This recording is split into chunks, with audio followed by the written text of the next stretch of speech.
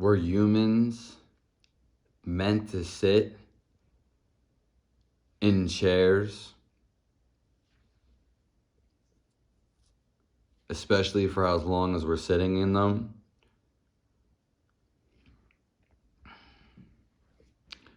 And why I bring this into question, make sure you subscribe to my channel. It's just the simple fact that when we look at the order Asian, Indian, South American, and Native Americans, they all sit cross-legged on the ground. They're sitting cross-legged to connect with the ground. This is earth, and this is why some of us are not feeling that element, because we're not connected to the ground. They didn't really have chairs,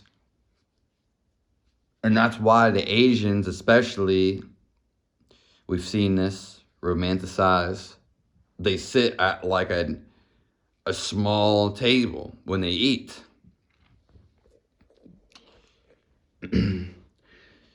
Putting our body in unwanted postures for a long time, or we can just say unnatural postures for a long time, could make it unsteady.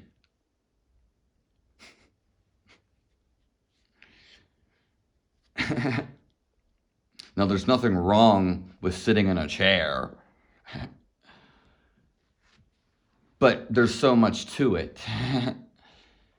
I couldn't even begin to explain it in this video. You also got to understand, we're connecting with natural elements when we're out there. So yeah, we might be not sitting completely cross-legged necessarily on a rock. If we're on a big rock, maybe if we're on a beach, the sand, in the dirt, but we're connected to it. And at one point when we would go to sit down,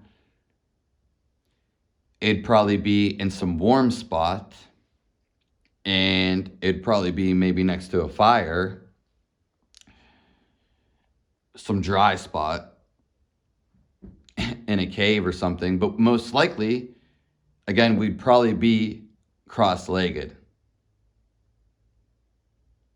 sitting on our tush.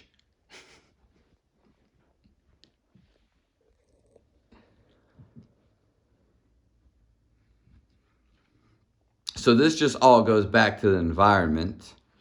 And then it makes me wonder, why were chairs really invented?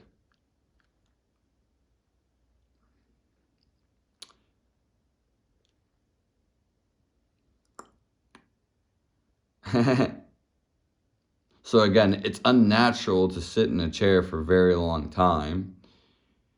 Not necessarily down or sitting, but being connected with the ground, because we don't have this natural material around us. We got this carpet, faux rugs. I don't even know what rugs are made out of. I would imagine something real, like the Persian ones. I don't know about some of this stuff.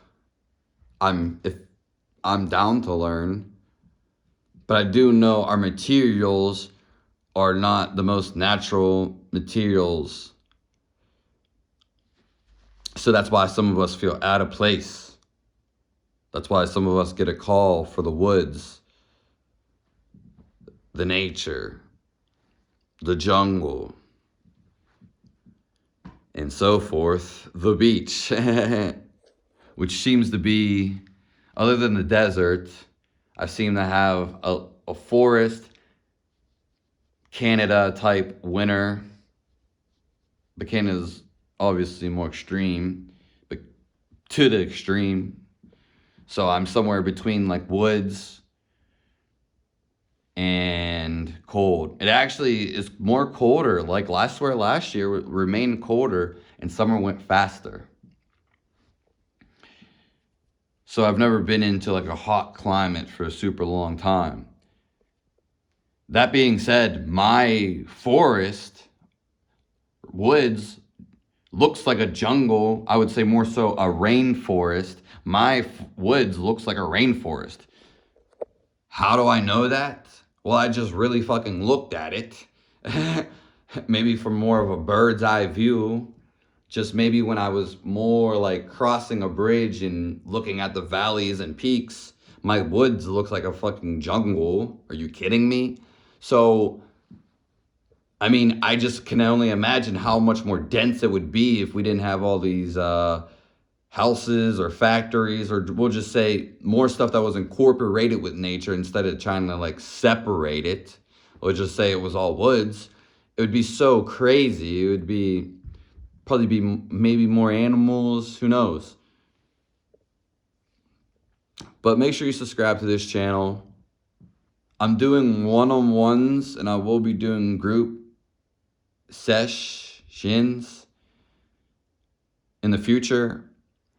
If you'd like to do a one-on-one, the benefit is that I'm going to set you up as much as you want to be set up and give you the keys to life. Also answer your questions.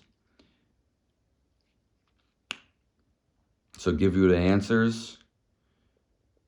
And one last thing is